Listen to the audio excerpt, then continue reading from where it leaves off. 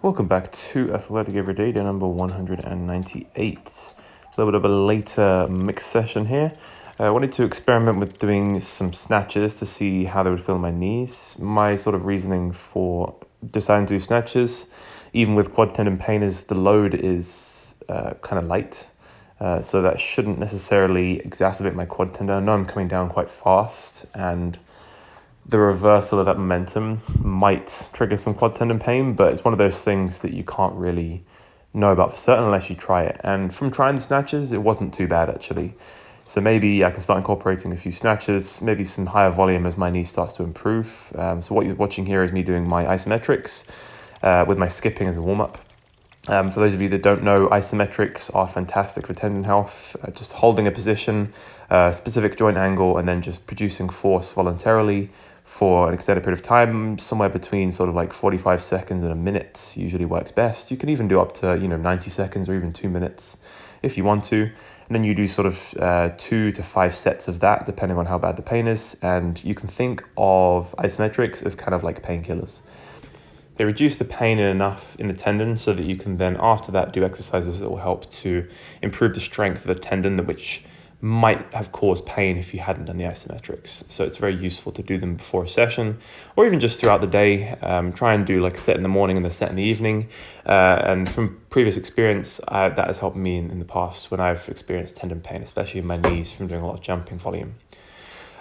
So getting into this workout, I decided that I'd give the snatches a go. I wanted to do snatches from the floor this time as opposed to snatching from the hang.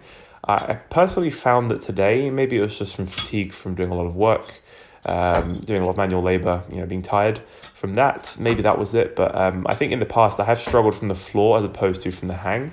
I'm not sure exactly why. I find that I can get into the rhythm of the second and third pull a lot easier when I do a hang snatch as opposed to doing it from the floor. I'm not really 100% certain. Maybe it's because my first pull off the floor isn't that great. Haven't practiced that much. Haven't been doing a lot of snatch pulls recently.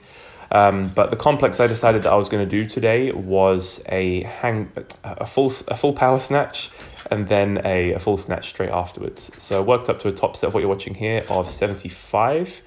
It felt okay. I had to walk out a few of them. Then I tried just some heavy snatch singles with 80, which is like quite embarrassing because I used to do this for triples.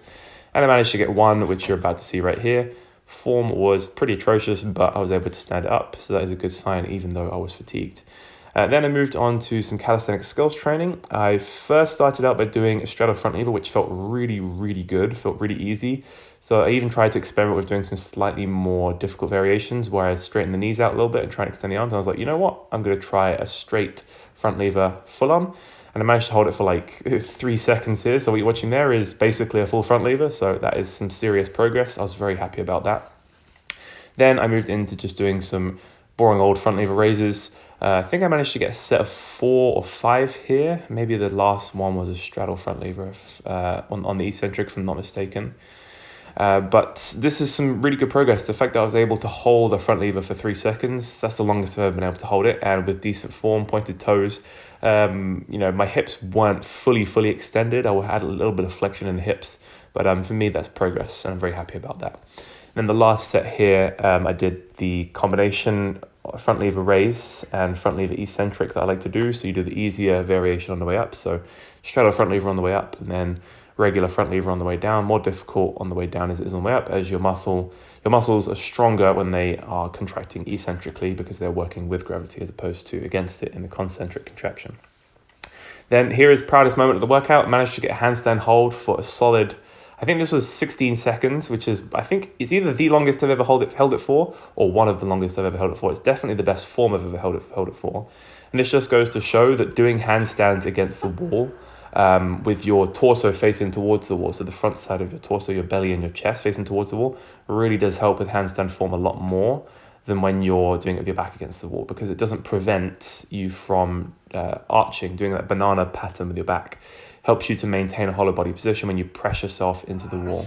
So very, very pleased with that. And then last thing that I did was some neck training. Just a couple sets. What you're seeing here is 20 kilos on the neck harness, and then I decided that I would drop it to 15 when I did the neck flexions. So yeah, overall pretty good workout. Not too pleased with the snatches, but that's where we're at. Thanks for watching, guys, and I'll catch you in the next one.